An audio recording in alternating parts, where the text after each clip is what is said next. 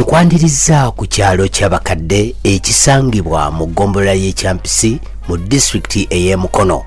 Kino kyalo ekyasooka okunyoomebwa naye ate nga kati kifuuse ndibassa anti kikulira ku misinde ejja yiriyiri, naye nga omugenzi Ssaabasumba Dr. Cyprian Kizitolwanga yabadde namuziga. Ekimu ku bifudde ky'abakadde ekitundu ekitanyoomebwa ly'essomero erya St. Cyprian High School ky'abakadde eryatandikibwawo Dr. Cyprian Kizitolwanga. Nalwoga Rebecca mutuuze ku kyalo kino akiwangaaliddeko ebbanga agamba kikuze, kyokka ng'essomero erya St. Cyprian High School limu ku bikikuzizza.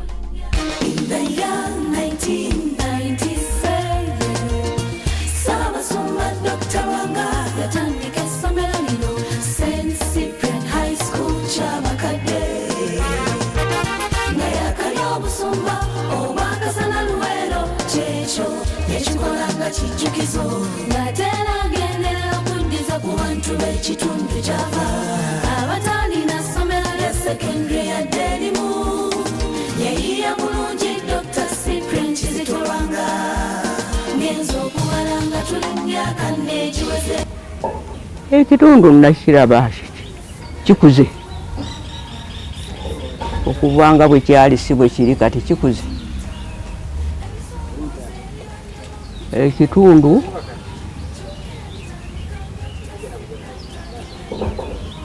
kyatandikira ku ssomero eryo, naye nga litandikira ku kyaki eri essomero litandika. Naye essomero bwe lyatandika nga waliwo ekibiina mu Lutepu bwe lyatandikira,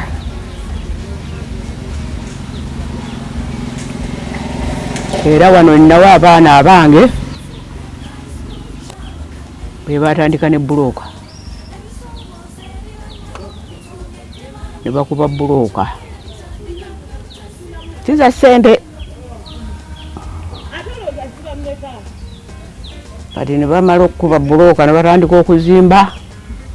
Abo abaana essomero litandika nga lya mikono. Sister Bernadette Nalubuga y'omu ku baasooka okuyingira essomero lino alombojja entandikwa yaalyo. Siniya gye nalimu ey'okubiri twalimu ng'abaana 25 kubanga batandika n'ebibiina bibiri. Twatandika n'ebibiina bibiri, ekya senior 1 ne senior 2 twatandikira mu ssomero lye eryali erya vocational school technical. Kakati mwe muli ennyumba y'abasasedooti abatwala Kyabakadde parish we twatandikirawo. Abamu baatugambanga nti bw'oba olina emmere oyinza okuleeta emmere yo ne tukuwamu essente, omwana n'akola ki, n'asoma. Kati ekintu ekyo nayo kyakwata bulungi nnyo ku bitundu nga bw'omanyi nti embeera oluusi tebeera ki nnungi. Naye ng'okusoomoozebwa kuva mu ssente obajjukira kikyali kya bwereere ng'olina okuwaayo k'owaayo kola ki omwana okusobola okubeerawo okuyimirizawo mu ssomero. So abamu baafunanga okusoomoozebwa ku sayidi y'ebyensimbi, naye nga okutwaliza awamu abazadde essomero baalyagala. Abaana nga bamitwala ekyo lyadde. Ne budget y'omwaka ogusooka tulimo okukola twagikola wayise omwaka gumu. Omwami Lawrence akulira essomero lya Budoyoses Muwonge, Ssaabasumba gwe yatusaba atuyambe engeri gye tutandikamu y'amanyi entandika y'amasomero. Tutandika ne Mwami Muwonge era ne uniform ezasooka zifaanagana n'erya Mr. Muwonge. Abayizi okuli Nakidde Jacqueline Linet basanga likyayitibwa Bishop Cyprian Secondary School. Nga bayita Bishop Cyprian, nga liri Bishop Cyprian High School. Headmaster w'ebiseera ebyo yali omwami Kasasa Jude ng'amyukibwa omukyala Nasaza Rita Wanyenga. Nayingirayo twali batono mu kisulo, twali abaana 9.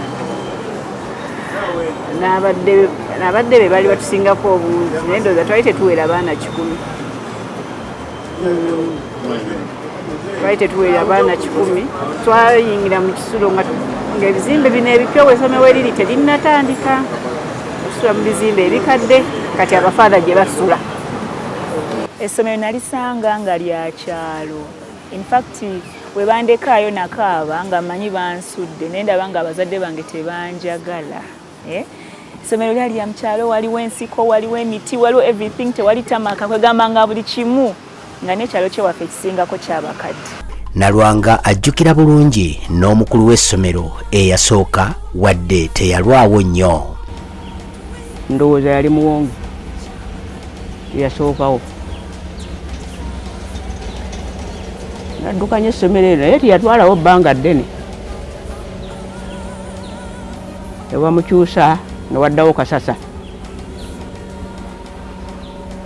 Kasasa naye n'aliddukanya ebbanga lyaliddukanya. Ebamukyusa newaddawo omukyala Nakate. Nabeerawo ebbanga. Mwami Mayanja Justin ye muto wa Ssaabasumba eyatambuza essomero nga litandika ng'ery'emikono era ekyalo tekwali masannyalaze nga kibululu okuggyako mu Kalagi nga kwe kumpi we gaali. Ssaabasumba yagasika n'agatuusa mu maka g'abakadde be naawe omukisa abatuuze bagatwale mu maka gaabwe. Era mu biseera ebyo weesikira amasannyalaze okugajja mu Kalagi ne gatuuka wano nga wonna wokka gaakalira. Neebaza Katonda kubanga enkulaakulana zonna zaakoze ku kyalo tubadde tuzikola naye. Mayanja agamba ekiseera ekyo ng'ekyalo baalaba ng'ekimu ku bizibu ebingi bye baalina lyali ssomero lya siniya kubanga abaana baabwe batindiganga eŋŋendo mpanvu okusoma. Ng'abaana bagenda Namasumbi abamu bagenda Naggalama. Mu bizibu bye twalina ku kyalo twalina ekyobwavu, twalina ekyaki, twakulembeza ekizibu ky'obutaba na secondary naye nakkiriza ekizibu kivuddemu mu community buli muntu ne bamuwa olubimbi lwe lusobola okusamba ettaka, tusobola okuba buloka. Engeri gye yatandikamu secondary eyo waite ebbanga tonde bamuwa oba bishop ne tulaba nga nakyo kinene nnyo. Nalumasi Maria Goretti y'omu ku bakozi abaludde ku ssomero lino era agamba agenda okutandika mu mwaka ogwa 1997 nga baakalikyusa okuva mu ly'ebyemikono okudda mu masomo amalala era ajjukira n'omuwendo gw'abayizi n'abasomesa n'embeera y'essomero bwe yali. Alina abaana baali nga mwana we watyo bwe baali abasomesa baaliwo abasomesa ebiseera ebyo baaliwo 5 baali 5 abaaliwo ng'era tebyali byangu kubanga nze mu kukola mu kifo kyange kye bandaga okukoleramu kyo ng'emiti baasimba nkondo erudda n'erudda bwe bati ne baŋŋamba awo ogenda okukolera. Kati ne ntandika okukola kati okukola buli kimu amasiga gakuyiiya buyiiya naye lumu twali tukyakola tugenze eka batuleetedde enkumbisi kati okugendeeka twali nkomawo ku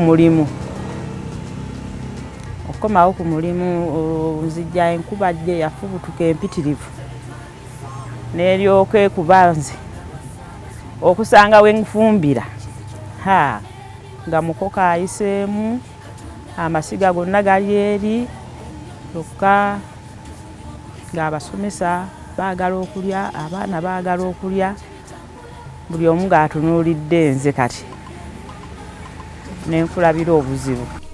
Nabitaka Asia omu ku baliraanwa b'essomero lino agamba nti ng'oggyeko essomero Dr. Cyprian Kizitolwanga nabo ng'abatuuze yabakwatako nnyo naddala ku byenfuna n'endya. Yatuleetera ekibiina ekya Caritas ng'abatuuze ab'ekyabakadde tukulaakulane tubeere mu mbeera ennungi era abaasobola okukigoberera bafunamu era bali bulungi. Dr. Cyprian yatuleetera ekibiina ekyo nekibeera nga kitukulaakulanya mu byenfuna ne mu maka gaffe mu buyonjo n'ebyendya okulaba nga atutumbula.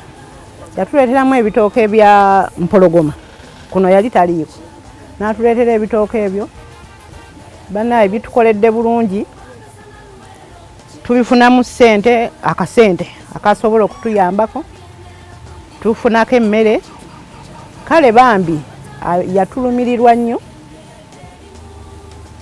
era abaagoberera ekibiina ekyo batumbuse bali bulungi mwalimu ne okutuyambako okugula emmwanyi. Newankubadde ebyo byonna byogerwa abayizi abaliwo kati balina bye boogera okusinziira buli omu bw'asanze essomero. Bano batendereza endya amatiribona ga kompaawundi n'enkwata y'abasomesa gye bakuttemu abayizi. Mr. Kaloli bwe nasangawo mu biseera ebyo yali akyaliwo era twagenda otuuka ebintu ebisinga kati ebiriwo tebyaliwo neera twalina kye twasangawo ng'era ku omulembe era ebyaliwo bye twali tulina.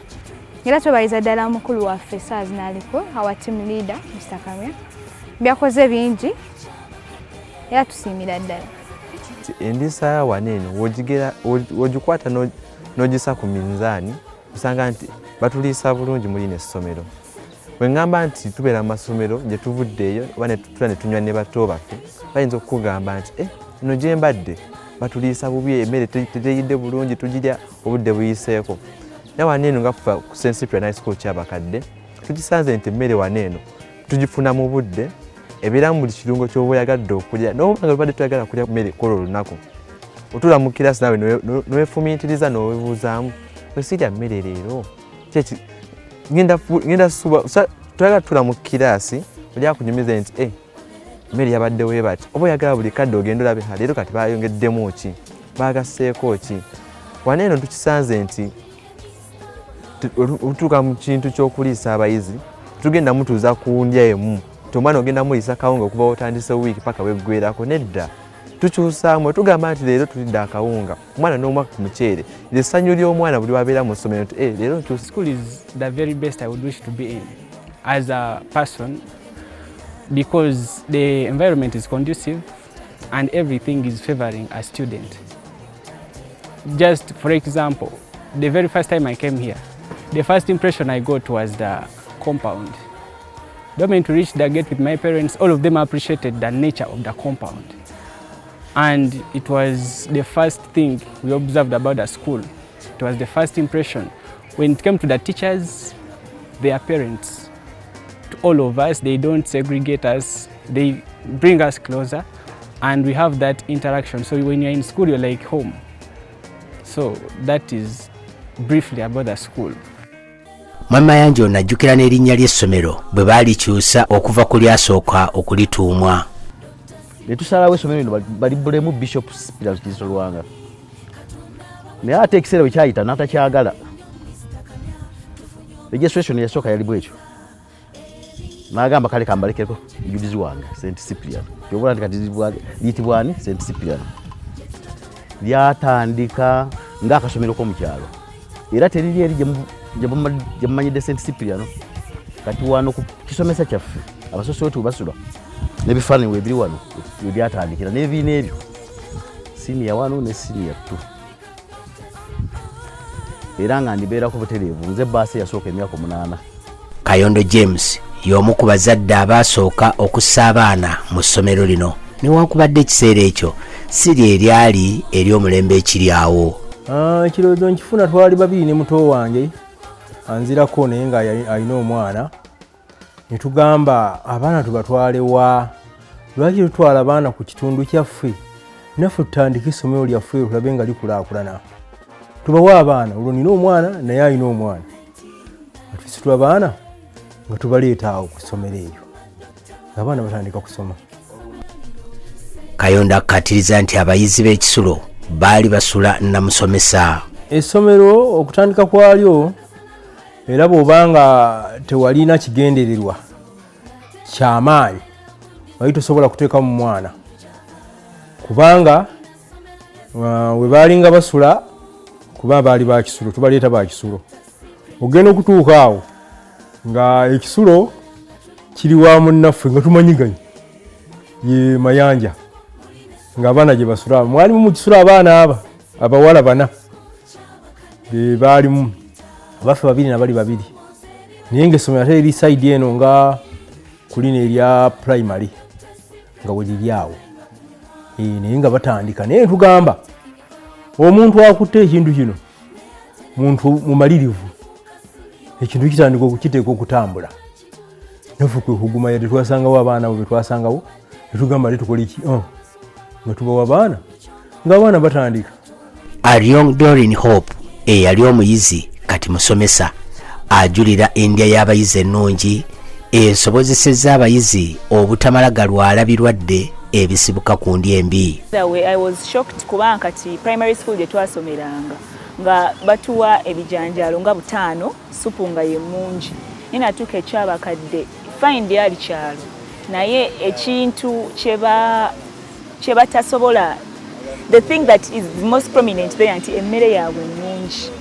Emmere yaabwe yali nnungi nga tufuna emmere emala ate quality food kubanga ne head teacher yakeerangayo ku makya okulaba emmere bafuna emmere efaanana eti eri abaana era ng'emmere yo tulya nnungi yo saana kugamba mbuno twali emmere embi ekyabakadde tekibangawo. Mwami Yuda Mutemankasa y'omu ku basomesa abajja mu myaka egyasooka egyalimu okusomooza okungi. Okukula kwabo kwali kwa mirundi giwerako esookera ddala kukula mu bizimbe abaana naffe abasomesa kuba tetwali bangi. Kyenzijukira ebizimbe ekyasookebwa okuzimba tekyali eri kyali wano wetuli naye nga twali eri. Omukulu yafuna ssente n'asalawo azimba ekizimbe ekikola nga administration kati.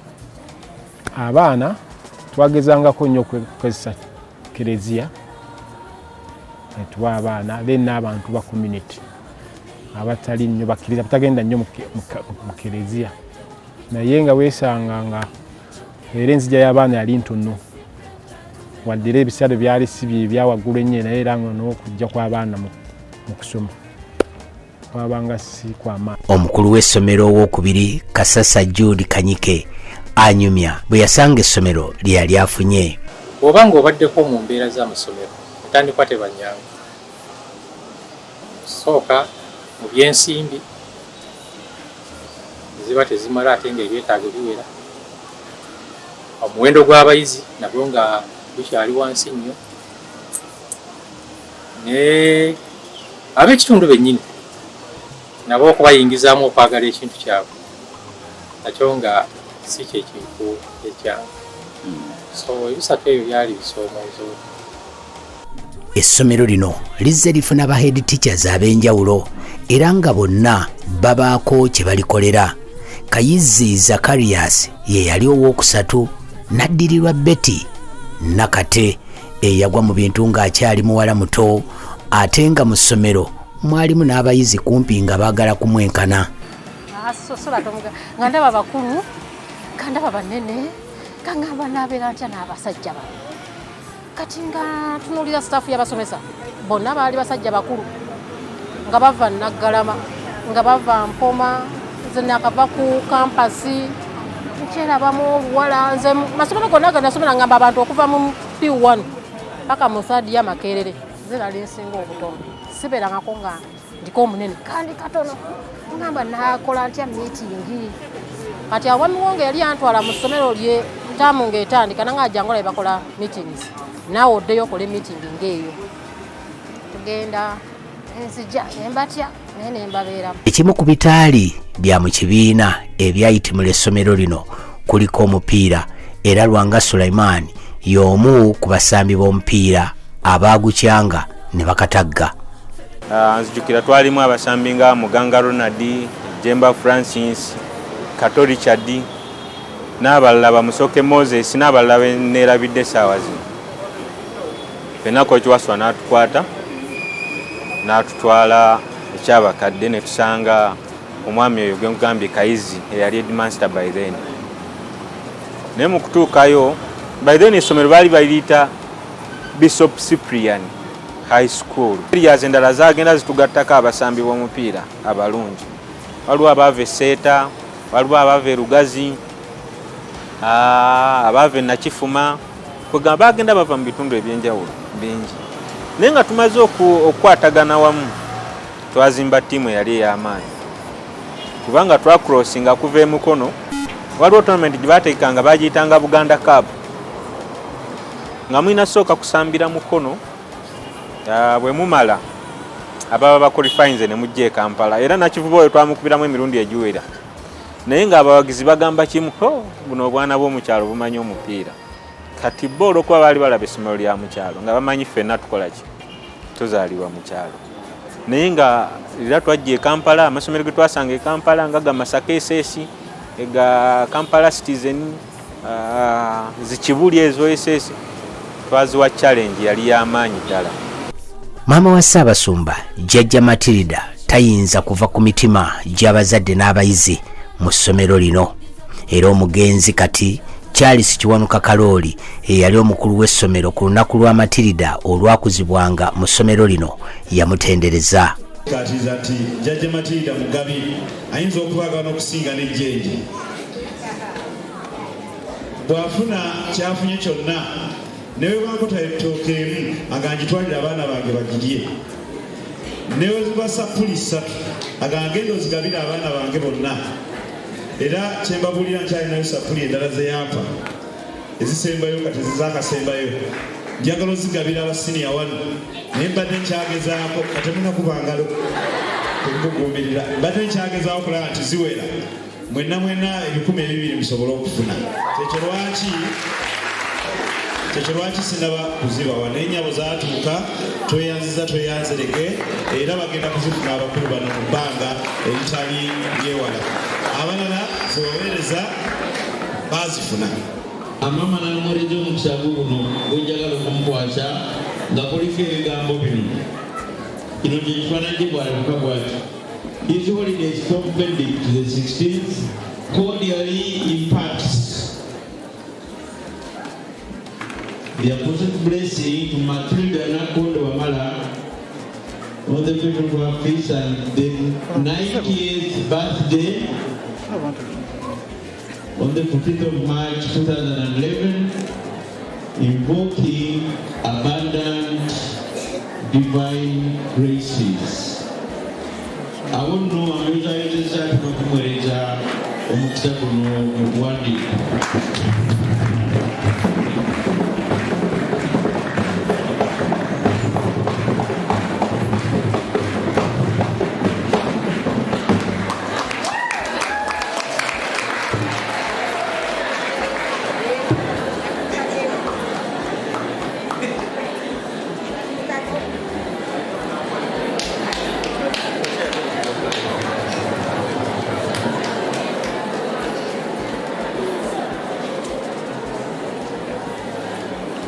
wakati mu ssanyu n'okugenda maaso kw'essomero ku lwokusatu ng'ennaku z'omwezi 28 omwezi ogw'omukaaga omwaka 2018 ku ssaawa 7:26 abayizi abasomesa n'abazadde ne babuutikirwa amawulire g'okufa kwe yali omukulu w'essomero Charles Kiwanuka Kalooli nti yali afiiridde mu buliri mu maka ge. Kino kyatiisa bangi kyokka ng'essomero lyalina okugenda maaso era ab'olukiiko balonda mukyala Nsubuga Agnes n'abeera omukulu w'essomero w'ekiseera okuva mu Julayi okutuuka mu Desemba owa 2018. Mu balala abatayinza kubuusibwa maaso ku ssomero lya St. Cyprian High School ekyabakadde y'owekitiibwa Dr. Jesse Muyingo kati minisita w'ebyamatendekero aga waggulu eyakola ennyo okulaba nga litambula wadde nga naye ekiseera ekyo yali mukulu wa ssomero. Abayizi basomeseddwa ebintu bingi kyokka nga n'okuddiza ku bantu kibateereddwamu mu mwoyo kubanga buli nkomerero ya ttaamu bakyalira ku bakadde ne babaako bye babawa ate nabo ng'abayizi ne babaako ababakyalira okubazzaamu amaanyi nga muno mulimu ne bannalulungi okuva mu bitongole ebyenjawulo ababeera bawangudde empaka. Newankubadde oyinza okulowooza nti omuntu okumuwa obukulu bw'essomero lino kinene, Joseph Kamya eyadda mu bigere by'omugenzi Kalooli yakiraba nti kusoomooza kwennyini kwe yali ayolekedde. Ebizibu byali bingi, baana banakuwavu, headmaster waabwe afudde, abasomesa banakuwavu, abazadde banakuwavu, nga nyina okutandika okwezimba nze mbeerewo okuzimba omutima ogwo mu baana ate ne mu bakozi awamu ne mu bazadde, naye nga wonna embeera yakutya yakweraliikirira ne tutandika okukola omulimu tusome essaala tutaka okukola. Nafuna omukisa nti bafaatha baaliwo bangi ne boodi ne bansabira ne bantuuza mu ntebe ne ntandika omulimu, naye nga ntandikira kyoyinza okugamba nti mu kwemagaza tofunye yakugamba nti batakabe bati obukulu beera bwe buti naki, naye nga olina okubeerawo ogumye abaana, ogumye abazadde, ogumye abasomesa ate naawe wenyini weegumye ne tutandika okutuusa olwaleero.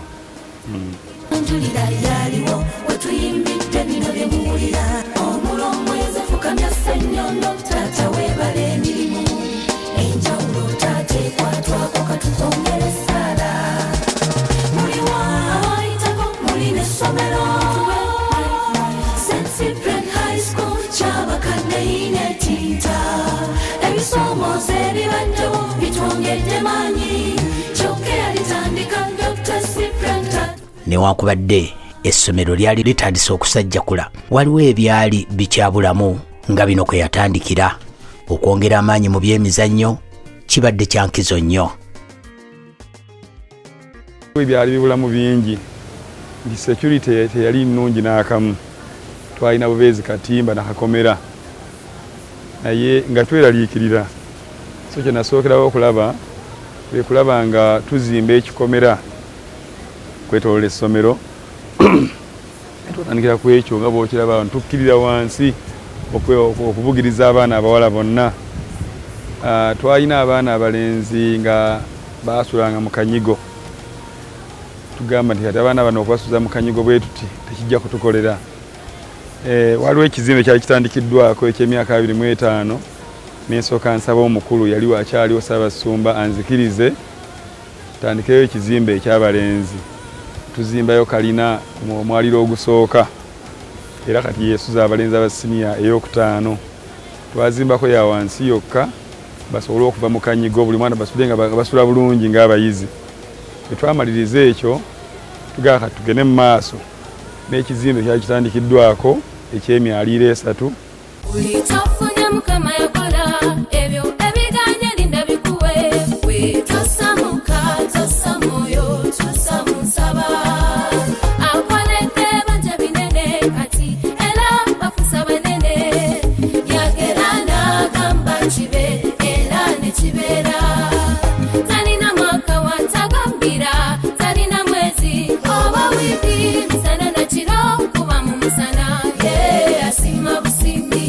Kino kiwerekerwa ebirabo ebiweebwa abayizi abakize ku bannaabwe mu mbeera ey'okuvuganya n'okubazzaamu amaanyi.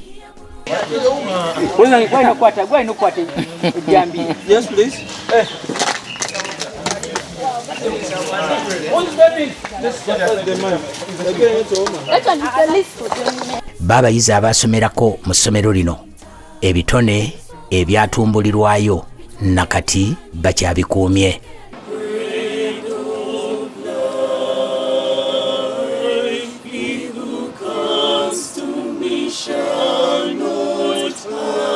Wetwogerera St. Cyprian High School kyabakadde lisajjakudde anti batuuse ku Silver Jubilee era Mwami Mutebi Emmanuel ye ssentebe w'olukiiko olutegese Jubilee weeno.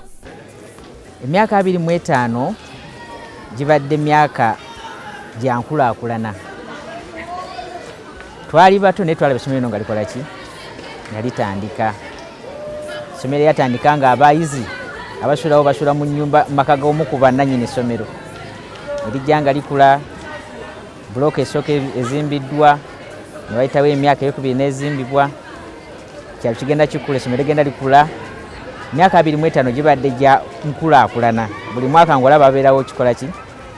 Ekyegattako. Nera nga mumanyi obulamu n'ebisomooza bikola ki? Kino lisomoozeddwa nnyo mu myaka 25. Ebiwanguddwa bingi naye n'ebisomooza bibadde ki? Era kwe kutwanise tugamba tujaguza nga twebaza Omukama ebyo byatukoze ki? Byatutuusizzaako ate ne byatuyisizaamu ebisomooza ne tusobola obiwangula. Okufa kw'abantu abaali ab'enkizo mu ssomero lino kimu ku bisomoozezza abalikulira n'abayizi n'abazadde emyaka gino. Tandika ddala n'omutangizi w'essomero kitaffe Ssaabasumba Cyprian wange. Kyali kikangabwa ky'amaanyi nnyo bwe twawulira nti omuntu waffe abadde atukolera buli kimu atukoze ki? Agenze. Tugamba essomero litwala mu maaso nga abadde omutwe gw'essomero akoze ki? Avuddewo. Kibadde ekigezo ky'amaanyi naye twebaza Omukama nti sofa tutambula. Kigezo kye twalina kyali ekyokufiirwa headmaster waffe omugenzi Kalooli Kiwanuka ate nga naye yafa kikutuko. Nakyo kyali kikangabwa ky'amaanyi nnyo ate nga naye yali muntu w'amaanyi nnyo mu ssomero lino. So nakyo kyatukolera ddala bubi. Ekirala kibadde kitusoomooza mu ssomero lino.